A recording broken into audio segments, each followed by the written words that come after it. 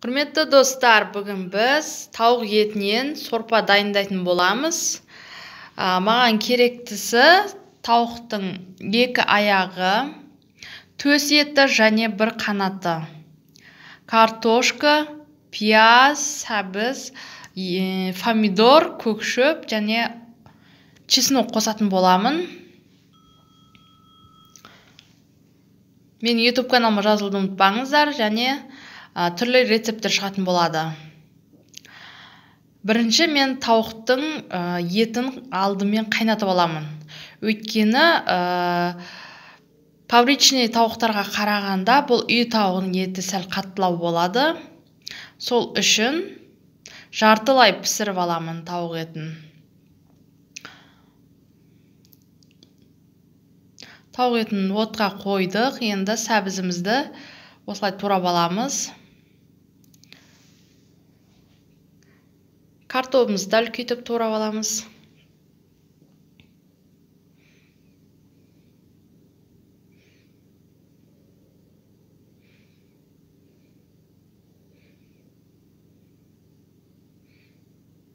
Пиязымызды турап аламыз осылай. Помидорымызды төртке немесе майдалап турасаңыздар да болады. Қоспасын әркім өз қалауы бойынша жасайды.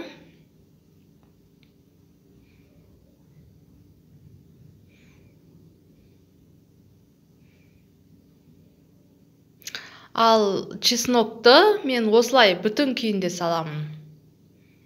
Көкшөбімізді майдалап турап аламын. Түрлі дәмдеуіштер қоса берсеңіздер болады, әркімнің өз қалауы. Міне жемістеріміз дайын. Сорпамыз қайнады, жартылай пісті. Қараңыздар, майы жақсы шықты, сап-сары болып.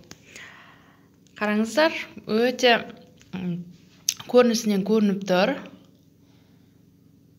Осыған жартылай піскен етімізге тураған жемістерімізді қосамыз.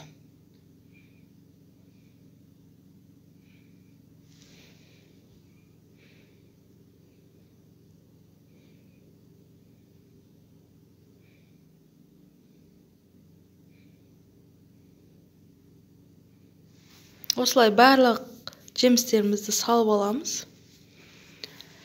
Жай отқа жақсылап пісіріп аламыз.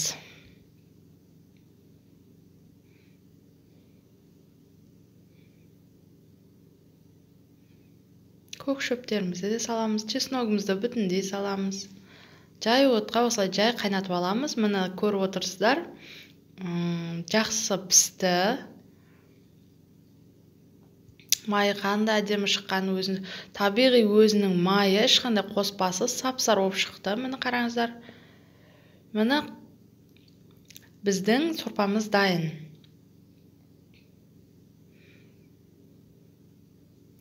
Қандай керемет жұмсақ піскен еттері қараңыздар. Өздігінен сүйегінен ажырап тұр.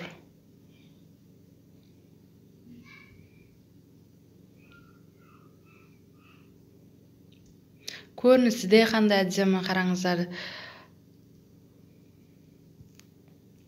Осылай үй жағдайында пісірсеңіздер болады. Қонақтарға да ұсынсаңыздар болады. Өте дәмді, пайдалы. Менің каналыма жазылуды ұмытпаңыздар.